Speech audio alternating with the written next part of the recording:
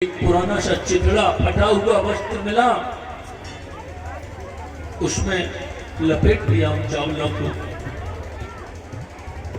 और सुदामा ने उन चावलों को अपनी कांख में दबा दिया है। बोली सच्चिदानंद भगवान की जय हो। कृष्ण नाम का कीर्तन करते सुदामा जी निकल पड़े हैं द्वारिका की ओर। रास्ते में जा रहे हैं, श्री कृष्ण नाम का कीर्तन करते हुए जा रहे हैं। रास्ते में कई बार रास्ता भटक गए, समय निकल गया। एक महीना हो गया है सुदामा को चलते चलते। एक नदी मिली है। सुदामा ने कहा अब इसको पार कैसे किया जाए, इसको कैसे पार किया जाए। अब सुदामा मन में कहते हैं, बोले केशव अरे ये बचना था तो इतनी दूर आकर के काहे को बच गए हो। अब तो हमसे चला नहीं जाता, तेरी 1000 बार गर्ज पड़े तो हमको बुला ले, नहीं हम तो यही सो रहे हैं। नदी के किनारे हाथ का तकिया लगाया और बालू में सुदामा सो गए। बोली सच्चिदानंद भगवान की जय। सुन नदी ने तुरंत नदी में से आवाज लगाई, वहां केवट आ गया नाव चलाने वाला। अरे काऊ पार जानो है का।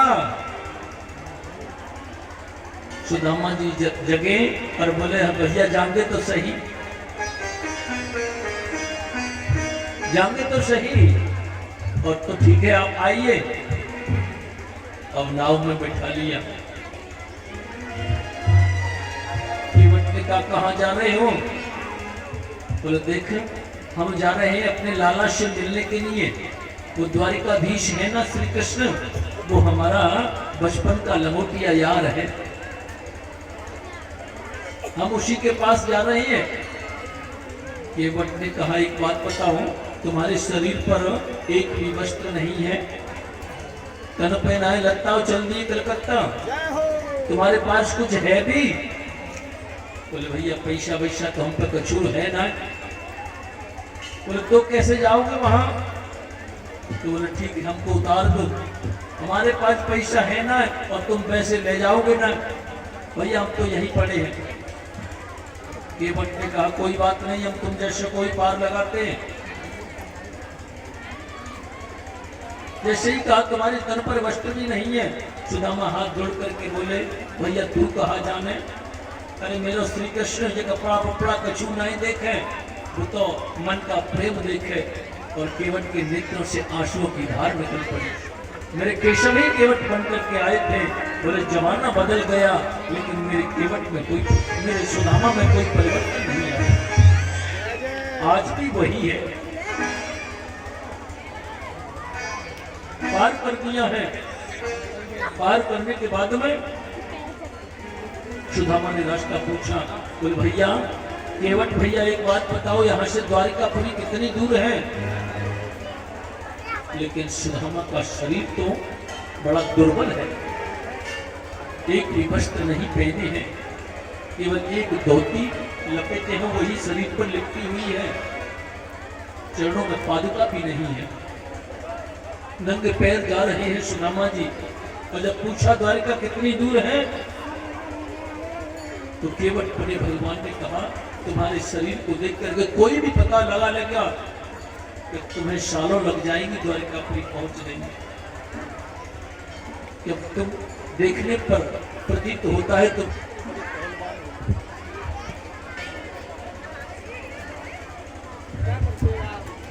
अरे तुम्हारे शरीर को देख करके ये ज्ञात होता है कि तुम बहुत बड़े पहलवान दिखाई देते हो। कैसे पहुंचोगे, लेकिन ऐसे जाकर के सीधे ऐसे जाना और इधर से रास्ता आपको सामने से मिलेगा और सीधे चले जाना। 1 महीना तो लग जाएगा आपको पहुंचने। अब तो सुदामा जी हताश हो गए।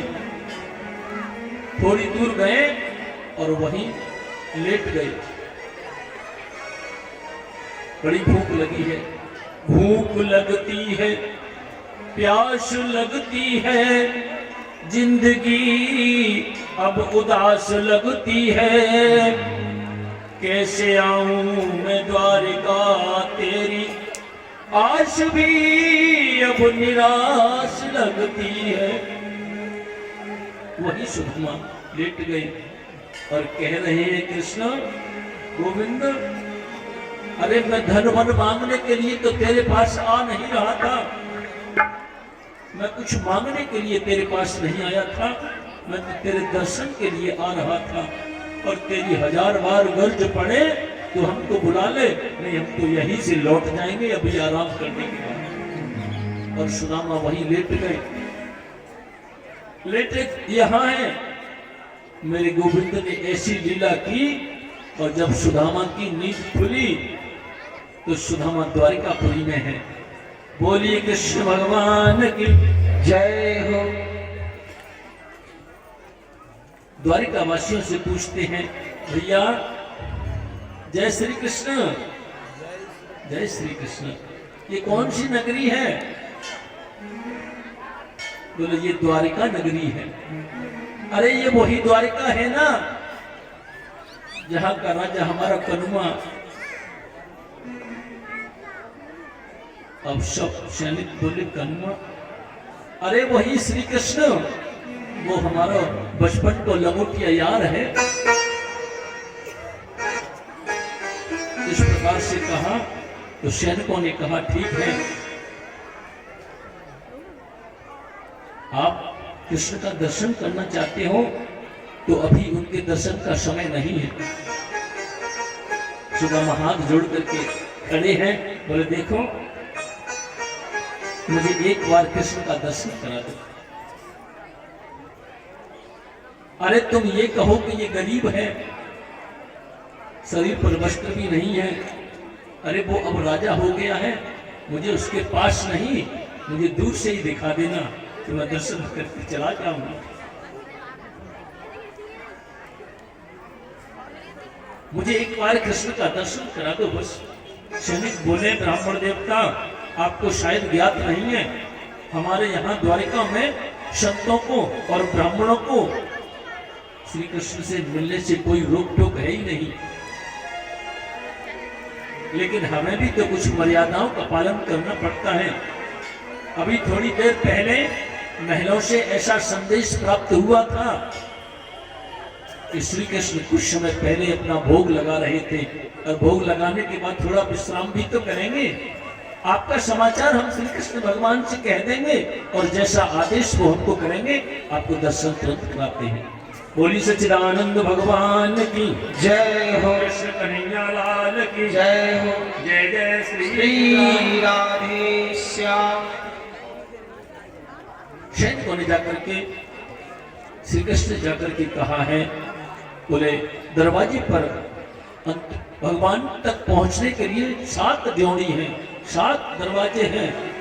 पहली ड्योढ़ी पर एक ब्राह्मण खड़ा है और आपके दर्शनों की अभिलाषा लेकर के खड़ा है। आपके दर्शनों की अभिलाषा लेकर के खड़ा है और ऐसा विद्वान ब्राह्मण जिसके मस्तक पर तेज झलक रहा है, लेकिन शरीर बहुत पतला दुबला है। शीश पघान जगा तन पे प्रभु जान को आए बसो के ही ग्राम। धोती फटी शीलटी दुपटी और पाह उपाहन की नहीं श्यामा। ये सब धोती एक है और वही 20 जगह से फटी हुई है, वही उसके शरीर पर है और उसी को पहने हैं। धोती फटी शीलती दुपट्टी और पाह उपाहन की नहीं श्यामा। द्वार खड़ो द्विज दुर्बल एक कहो चकिशो वसुधा अभिरामा।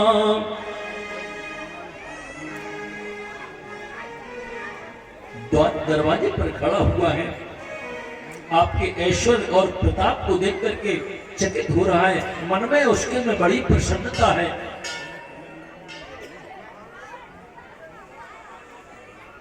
कन्हैया ने कहा, ब्राह्मण तो अंदर क्यों नहीं लाए उनको? अरे तुम्हें मालूम है ब्राह्मणों को तो हमारे यहाँ कोई रोक टोक है ही नहीं। सैनिक बोले, महाराज वह विचित्र ब्राह्मण है, आपसे जो मिलने आए हैं उनमें से नहीं है, ऐसा ब्राह्मण तो हमने देखा ही नहीं। कन्हैया बोले, क्या नाम है? नाम नहीं पूछा। तो सैनिक बोले, पूछत दीन दयाल को धाम, बतावत आपनो नाम सुदामा। कि सब हमने उसका नाम पूछा तो अपना नाम बताया सुदामा, और जैसे ही गोविंद ने कि सुदामा नाम सुना तुरंत दौड़ पड़े हैं कि सब। पीताम्बरी को भी नहीं लिया, पीताम्बरी अलग पड़ी हुई, अपने चरणों में पादुकाओं को भी धारण नहीं किया। मुकुट कहीं गिर गया, बाजूबंद खुलते जा रहे हैं, और उनकी जो पिछवाड़ी है पीछे पीछे लटकती जा रही है। कहाँ है मेरा सुदामा, कहाँ है मेरा सुदामा? रोते जा रहे हैं श्री कृष्ण।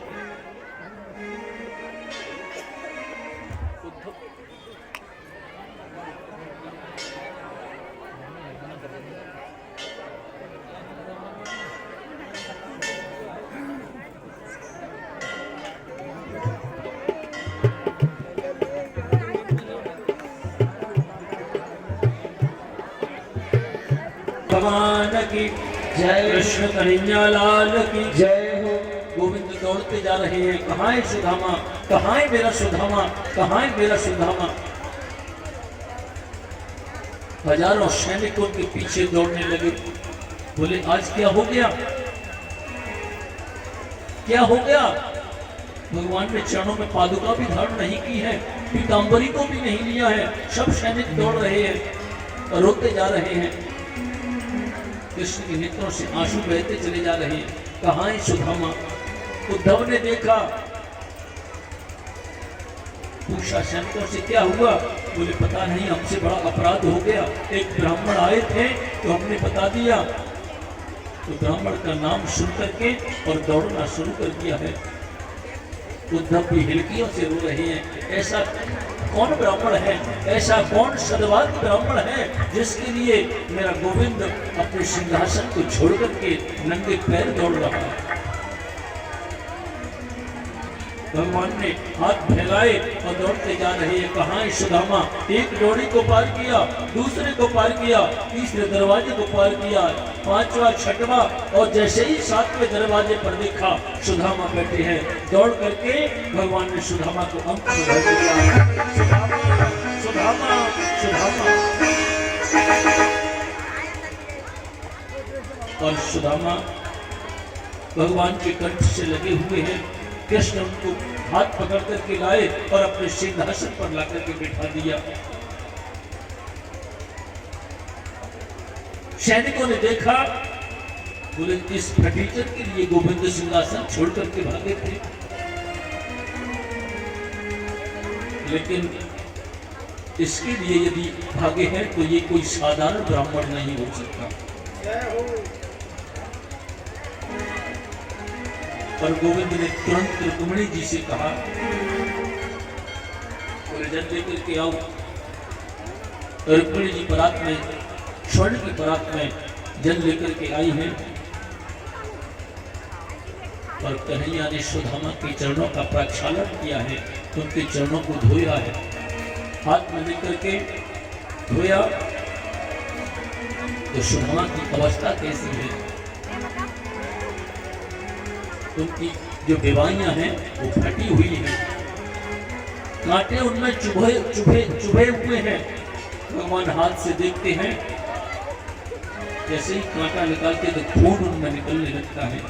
देखी सुधा माँ की दीन दशा, करुणा करके करुणा निधि रोए।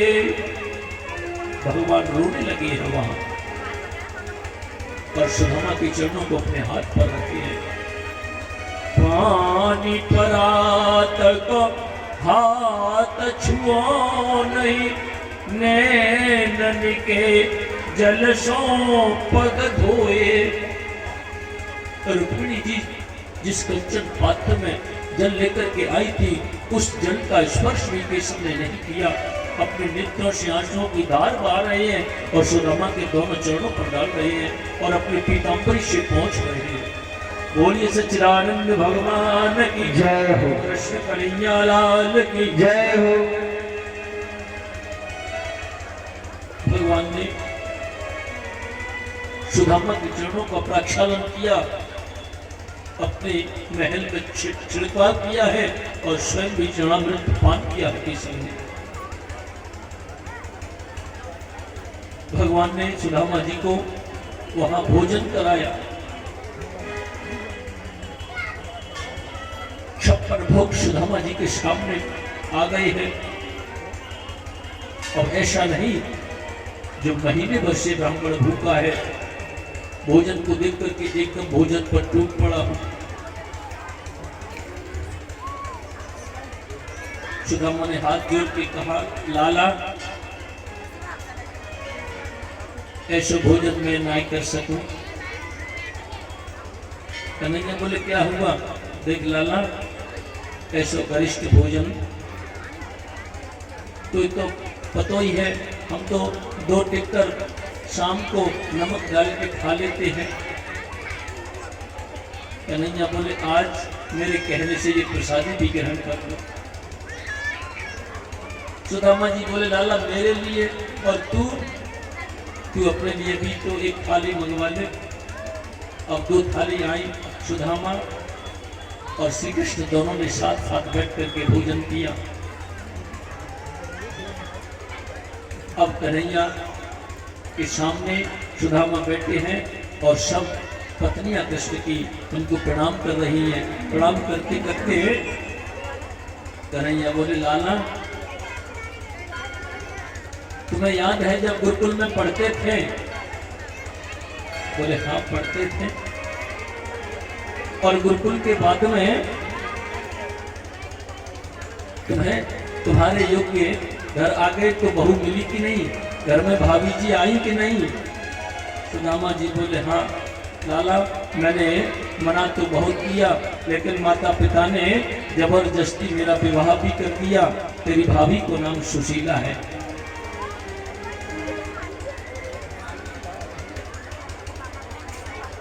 अब जब कहा सुशीला है तो कन्हैया बोले मित्र एक बात बताऊं, जब भाभी घर में है तो भाभी ने मेरे लिए क्या भेजा है? अब सुदामा चक्कर में पड़ गए, क्योंकि सुदामा इस बात को जानते हैं मेरा गोविंद तो सब कुछ जानता है, इससे मैं क्या छिपाव करूंगा। लेकिन इनकी जो पत्नियां हैं, कृष्ण की जो पत्नियां हैं वो बड़े बड़े घरानों की हैं, और मैं यदि इन चावलों को उनके सामने कृष्ण को दूंगा तो यही कहेंगी बड़ा मित्र बना फिरता है और क्या लेकर के आया उपहार में। अब संकोच हो रहा है सुदामा जी को। भगवान ने कहा भाभी ने मेरे लिए क्या भेजा है? सुदामा जी ने बात को बदल दिया। बोले लाला तुझे याद है जब हम गुरुकुल में पढ़ते थे? बोले हाँ पढ़ते थे। तो एक बार क्या हुआ था, हमको गुरु माता ने चना दिए थे। कन्हैया बोले वो तो सब ठीक है, पर भाभी ने हमको कहा दिए हो है। सुदामा बोले कृष्ण ये भाभी वाली बात बाद में कर लेंगे, पहले कुछ बचपन की बातें है जान। अरे तुझे याद है एक बार हम जंगल में गए थे, बड़ी जोर से वर्षा हुई थी। कन्हैया बोले वो सब याद है, पर ये बताओ भाभी ने हमको कहा दिए हो?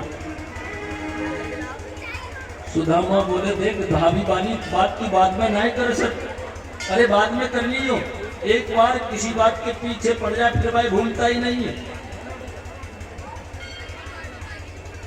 कुछ गुलगुल की बातें कर लो, बचपन की बातें कर लेते हैं। कन्हैया बोले सब बात में पहले ये बताओ भाभी ने कहा दिए हुए।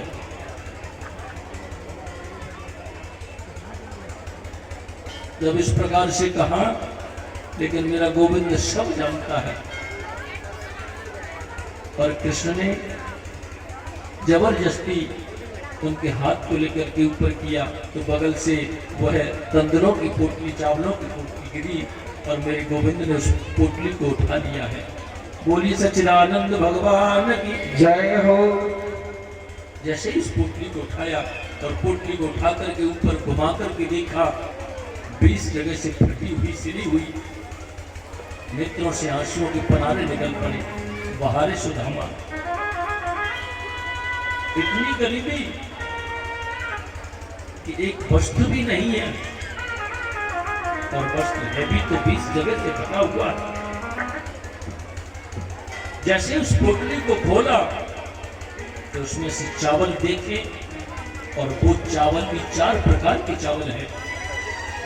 समझ गए मेरे गोविंद। और सुशीला ने भेजे भी इसीलिए थे कि चावलों को देखकर के गोविंद समझ जाए कि सुशीला के यहाँ इतनी गरीबी है कि 4 मुट्ठी चावल भी उसके घर में नहीं। इन 4 मुट्ठी चावलों को भी वह 4 घरों से मांग करके लाई है, इसलिए वह चावल अलग अलग है। गोविंद ने जैसे ही उन चावलों को देखा, नेत्रों से आंसू की धार निकल गई। बोले बहारे सुदामा, तू अब तक मेरे पास क्यों नहीं आया? भगवान ने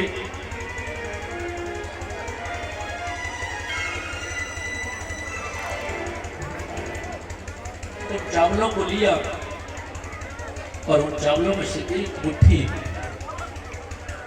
लेकर के अपने मुख में डाल दी। किसी को क्या पता ये गोविंद क्या कर रहा है। सुदामा को कृष्ण ने अपने समान एक लोक का ऐश्वर्यशाली बना दिया। बोलिए सच्चिदानंद भगवान की जय हो। कृष्ण कन्हैया लाल की जय हो। जय जय श्री राधे श्याम। दूसरी मुट्ठी को चावलों को केशव ने लिया और दूसरी मुट्ठी को अपने मुख में डाल लिया। दूसरे लोग का ऐश्वर्यवान प्रदान कर दिया। और जैसे ही तीसरी मुट्ठी को अपने मुख पर डालने को हुए तो रुक्मिणी जी ने हाथ पकड़ लिया। केशव ये क्या कर रहे हो? ये क्या कर रहे हो? अरे तुमने इसको 2 लोक के बराबर ऐश्वर्य प्रदान कर दिया,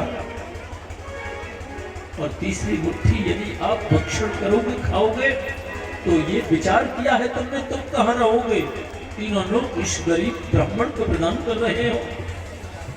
भगवान रोने लगे, रुक्मिणी आज तुमने बहुत भूल कर दी। मेरा मित्र मेरे पास मिलने को आए, ऐसा कर्म तो मैं लेना नहीं चाहता हूं। मैं इसको त्रिलोकी का ऐश्वर्य प्रदान कर देता हूं। रुक्मिणी जी ने वहां रोका कि अब मत खाओ प्रभु। सुदामा ने भी कहा है, बहुत समझाया कि लाला देख बहू मना कर रही है, तू क्यों खाता है? तू जानता है कच्चे चावल नुकसान करते हैं, स्वास्थ्य के लिए अच्छे नहीं होते। भगवान ने कह दिया, ब्राह्मण देव यदि आप कहते हो तो नहीं खाता हूं। बोली सच्चिदानंद भगवान की जय हो। कन्हैया लाल की जय हो। जय श्री राधे श्याम। अब सुदामा जी ने रुकने के बाद ने कहा कि अब हम चलते हैं। भगवान ने कहा अभी और रुकते? बोले नहीं, तेरी भाभी घर में अकेली है। अब सुदामा जी वहां से चलने लगे। कृष्ण पीताम्बरी को लेकर के आए तो यहाँ सुदामा के मन में जरूर ये जिज्ञासा आई थी कि मैं जा रहा हूं तो कृष्ण मुझे कुछ देंगे। दरवाजे पर आए, भगवान ने चरणों में सिर रखकर प्रणाम किया। बोले मित्रवर, जा रहे हो, दर्शन देते रहिए। सुदामा जी चलने लगे तो मुड़ करके फिर देखा, बोले लाला अब तो हम जा रहे हैं। कन्हैया बोले हाँ हाँ जाइए। तो जो बगल में उनकी पीताम्बरी थी उसको लेकर के हाथ में लिया। कन्हैया ने हाथ पर लेकर के सुदामा के पास में आए। बोले जा रहे हो, ठीक है, फिर आइए, दर्शन देते रहिए। सुदामा समझ रहे थे कि इन्होंने बगल से निकाली है तो मुझे देंगे इसमें से कुछ। फिर आगे गए तो आगे जाकर के देखा, फिर मुड़ करके देखा। बोले केशव अब हम जा रहे हैं, ठीक है। कन्हैया आगे की ओर गए हैं पीताम्बरी को लेकर के, और सुदामा के सामने उस पीताम्बरी को खोल करके अपने गले में डाल दिया और चरणों में प्रणाम करके कहा, ठीक है मित्रवर जाइए। सुदामा वहां से आए, लेकिन सुदामा की जहां कुटिया थी वहां कंचन के महल खड़े हो गए हैं, बड़े सुंदर, जैसे द्वारिका में थे बिल्कुल वही महल यहाँ खड़े हैं। अब सुदामा मन में विचार कर रहे हैं, ये क्या हो गया, अरे कब से चल रहे हैं और अभी द्वारिका में ही है। यहाँ तो हती मेरी छोटी सी झुपड़िया, आज कंचन महल खड़े हैं। सुशीला को देखा, वह ब्राह्मणी आज आभूषणों से लदी हुई है, आरती की थाली हाथ में लेकर के सुदामा का रास्ता देख रही है। सुदामा जी आए तो सुशीला ने कहा, आओ जी। अब सुदामा जी दूर खड़े हो गए। देवी आप कौन हो? बोले मैं आपकी पत्नी सुशीला हूं। सुदामा जी की वहां आरती की। बोली सच्चिदानंद भगवान की जय हो, कृष्ण कन्हैया लाल की जय हो, जय जय श्री राम। राधे। सुखदेव जी कहते हैं, राजन परीक्षित, मैंने आपको 7 दिन तक श्रीमद् भागवतामृत पान कराया। आपने मुझसे कई प्रश्न किए और मैंने उन प्रश्नों का उत्तर भी दिया। 7 दिन कथा श्रवण करने के बाद में आज मैं आपसे एक प्रश्न करना चाहता हूं। राजा परीक्षित ने हाथ जोड़ करके कहा, करिए महाराज, वैसे मेरी सामर्थ्य तो नहीं है लेकिन प्रयास करूंगा। सुखदेव जी कहते हैं, राजन मेरा आपसे यही प्रश्न है कि अब आप मरोगे? सुखदेव जी ने जब इस प्रकार से कहा तो राजा परीक्षित ने एक ही बात कही थी, क्योंकि राजा परीक्षित को आत्मज्ञान हो गया था।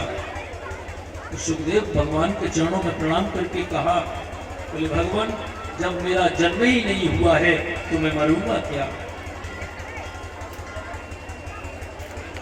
बोलिए कृष्ण भगवान की जय हो। और वहां से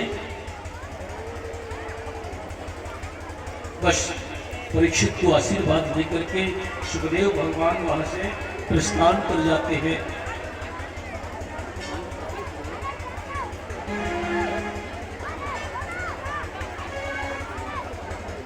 और राजा परीक्षित ने जो 7 दिन श्रीमद् भागवतामृत पान किया था, तक्षक ने आकर के राजा परीक्षित को दशा है। लेकिन जब विमान आया तो विमान में बैठ करके राजा परीक्षित वहां से भगवान के धाम को गए हैं। इनके पुत्र जो जन्मेजय हैं उनको पता लगा कि मेरे पिताश्री को तक्षक ने काटा है, तो उन्होंने सर्प यज्ञ किया जिसमें समस्त सर्पों की आहुति देने का उन्होंने प्रतिज्ञा कर ली। लेकिन तक्षक जाकर के इंद्र के सिंहासन से जाकर के अपनी प्राण रक्षा में इंद्र के सिंहासन से लिपट गया था। लेकिन मंत्र शक्ति से इंद्र का सिंहासन भी उस हवि कुंड में जा रहा था। तो देवताओं ने कह दिया था, बोले अब आप तक्षक को क्षमा कर दें, आपके पिता को वैकुंठ मिल गया है। बोली सच्चिदानंद भगवान की जय हो कृष्ण कन्हैया लाल की। जय हो और श्रीमद् भागवत की कथा आज सप्तम दिवस संपूर्ण होता है। अंतिम श्लोक श्रीमद् भागवत का जो प्रथम दिन आपने श्लोक मेरे साथ गाया था, अंतिम श्लोक भी मेरे साथ गाइए। जो लोग प्रथम दिन नहीं थे वो भी प्रथम दिन का श्लोक मेरे साथ पहले दोहरा लें, उसके बाद जो अंतिम श्लोक है उसको दोहराएं। सच्चिदानंद रूपाय सच्चिदानंद रूपाय विश्वोत्पत्त्यादि हेतवे विश्वोत्पत्त्यादि हेतवे तापत्रय विनाशाय तापत्रय विनाशाय श्री कृष्णाय वयं नमः। श्री कृष्णाय वयं नमः। नाम संकीर्तनं यस्य नाम संकीर्तनं यस्य सर्व पाप प्रणाशनम् सर्व पाप प्रणाशनम् प्रणामो दुःख शमनस्तम् प्रणामो दुःख समनस्थम् नमामि तं हरिं परम्। नमामि तं हरिं परम्। नाम संकीर्तनं यस्य नाम संकीर्तनं यस्य सर्व पाप प्रणाशनम् सर्व पाप प्रणाशनम् नाम संकीर्तनं यस्य नाम संकीर्तनं यस्य सर्व पाप प्रणाशनम् सर्व पाप प्रणाशनम् सर्व पाप शमनस्तम् सर्व पाप समनस्थम् नमामि तं हरिं परम्। नमामि तं हरिं परम्। बोलिए सच्चिदानंद भगवान की जय हो कृष्ण कन्हैया लाल की जय हो जय जय श्री राधे श्याम।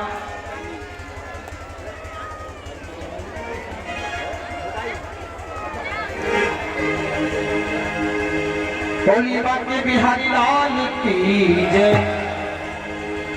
के सम्मान मिला हमको इतना, और सम्मान मिला हमको इतना, कसर न कुछ भी छोड़ी है। तुम सबके हृदय में बस जाए ये राधा कृष्ण की जोड़ी है।